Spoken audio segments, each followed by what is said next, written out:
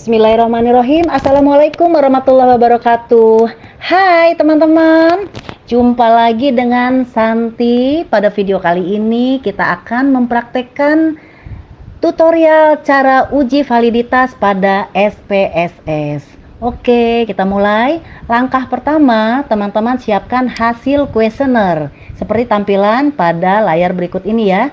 Kuesioner ini bisa kita dapatkan dari Google Form, atau bila teman-teman mau membuat tabulasi secara manual di Excel silahkan ya. Tapi yang tampil di sini adalah hasil kuesioner dari Google Form. Setelah kita dapatkan kuesioner, maka teman-teman copy semua yang ada di sini ya sampai total. Kita lihat di sini ada tersedia nomor 57. Nah, nomor 57 apa? 57 itu apa? Adalah jumlah responden dari penelitian ini. Kebetulan penelitian saya ini jumlah respondennya adalah 57. Kalau teman-teman jumlah respondennya 100, maka nilai atau nomornya akan muncul adalah 100 sampai 100. Oke, kita ke baris atas, ini baris horizontal ya, ada X1.1, X1.2. Itu maksudnya adalah butir pernyataan nomor 1 pada variabel X1. Di sini di penelitian saya X1-nya adalah motivasi kerja. Jadi X1.1 itu adalah butir pernyataan pertama, butir pernyataan 1 pada motivasi kerja. Lalu X1.2 itu adalah butir pernyataan kedua yang ada pada variabel X1, yaitu motivasi kerja, dan seterusnya ya teman-teman ya. Oke, setelah kita copy, lalu kita paste ke SPSS. Buka SPSS teman-teman. Copy di kolom, buka dulu data view ya. Klik data view yang ada di kiri bawah. Kiri bawah, klik data view, lalu copy di sini. Ya, paste maksudnya. Paste. Oke, di paste nanti otomatis akan muncul semua di sini. Ya, berpindah ke sini ya, seperti teman-teman lihat di sini. Lalu klik variable view yang ada di kiri bawah. Nah, setelah tampilan seperti ini, teman-teman lihat kolom name di sana. Kita ubah nih ya, yang ada di kolom name itu kita ubah menjadi P1, P2.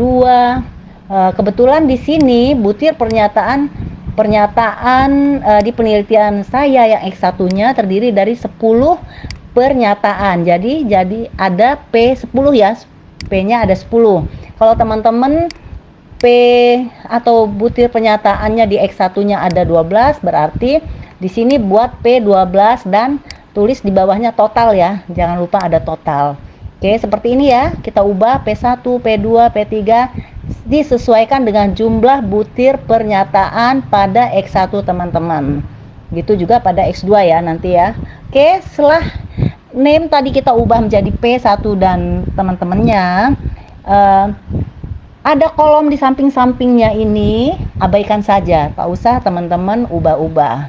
Oke, setelah itu kita klik analyze, bagian atas analyze, lalu correlate ya, lalu bivariate kita klik ya. Nah, akan muncul seperti ini teman-teman. Di kolom yang ditunjukkan ini, kita pindahkan ke kolom variabel ya, kotak variabel, maaf ya, kotak variabel. Misalkan P1 tadi klik panah, akan pindah tersendiri ke kotak variabel. Seterusnya kita pindahkan satu persatu ke kotak variabel sampai total ya. Total, tulisan total juga kita pindahkan ke kotak variabel.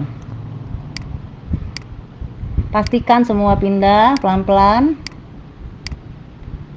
Ya. Oke, semua udah pindahkan. Nah, klik OK. Klik OK. Tara. Nah, inilah tampilan dari output uji validitas. Ini teman-teman, cepat kilat kan? Nah, ini yang ada tanda petik 512, 0,512 ya kita bacanya. 0,512, di bawahnya lagi 0,389 dan seterusnya yang ada tanda petik. Ini adalah nilai uji validitas ya. 0,512 ini adalah nilai uji validitas untuk pernyataan P1. Butir pernyataan P1 nilai validitasnya adalah 0,512. Seperti itu menginterpretasikannya. Dan seterusnya ya, yang ada tanda petik itu adalah nilai uji validitas. Nah, belum sampai sini selesai ya. Kita belum tahu kan, ini valid atau enggak ya, ini kan baru nilai. Valid atau tidak sih butir pernyataan saya pada X1 ini?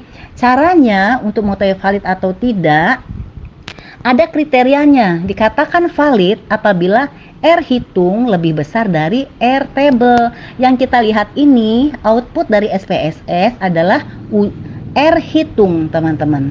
Nah, R hitung kita tahu untuk P1 0,512 kan? Nah, sekarang kita cari tahu nih, R table kita berapa ya? Nah, ada rumusnya. Teman-teman kalau bisa lihat di lampiran ya, di bagian lampiran ada tulisan R table. Nah, inilah ya, seperti ini ya, di lampiran lihat yang ada R table. Rumus R table itu N-2.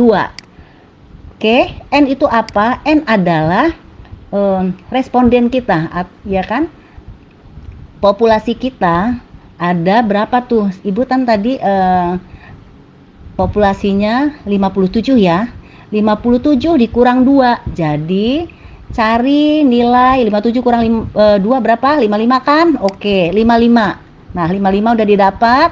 Lalu untuk kolom yang horizontalnya kita pilih 0,05 karena kita menggunakan tingkat signifikansi uji dua arah 0,05 ya, signifikansinya 0,05. Nah, tadi kan 55 kan? 55 di kolom 0,05, maka kita dapat hasil 0,2609. Nah, inilah R table kita, ya kan? N-2 ya tadi rumusnya, 0,2609 R table. Oke, kita balik lagi ke SPSS. Ingat ya, tadi 0,2609 R table-nya. Nah, kita buka yang P1 tadi. R hitung kita 512 kan? 0,512 kan? Kriteria dikatakan valid, R hitung lebih besar dari R table. R hitung kita 0,512 lebih besar dari 0,260. Benar kan? Oke, berarti kesimpulannya P1 butir pernyataan 1 adalah valid dikarenakan R hitung lebih besar dari R table. Oke, paham teman-teman? Ya. Ini hasil dari output SPSS ini, teman-teman nanti di bab 4 pindahkan secara manual ya. P1 misalkan 512 kan tadi 0,15. Nah, seperti ini. Kita pindahkan di tabel bab 4 uji validitas. Tampilannya seperti ini ya. Ini potongan dari bab 4 uji validitas. Oke, nah seperti ini. R hitungnya tadi kan butir pernyataan 1 itu 0,512, kita tulis tuh 0,512. R table itu untuk semua butir pernyataan semua sama, ya kan? 0,2609 seperti itu. Keterangannya valid. Nah, untuk X1 kesimpulannya ya, dari pernyataan butir pernyataan 1 sampai 10 semua valid. Mengapa kita katakan valid? Dikarenakan R hitung lebih besar dari R table. Oke, itu kesimpulan seperti itu. Nah, bagaimana kalau tidak valid? Ada yang nggak valid? Kalau ada yang tidak valid, maka butir pernyataan tadi jangan kita pakai. Gitu. Jangan dipakai, atau bisa juga ganti dengan butir pernyataan lain. Kita buat pernyataan lain. Tuh. Oke. Sampai sini teman-teman, semoga mudah dipahami dan semoga bermanfaat ya. Sampai jumpa di video selanjutnya.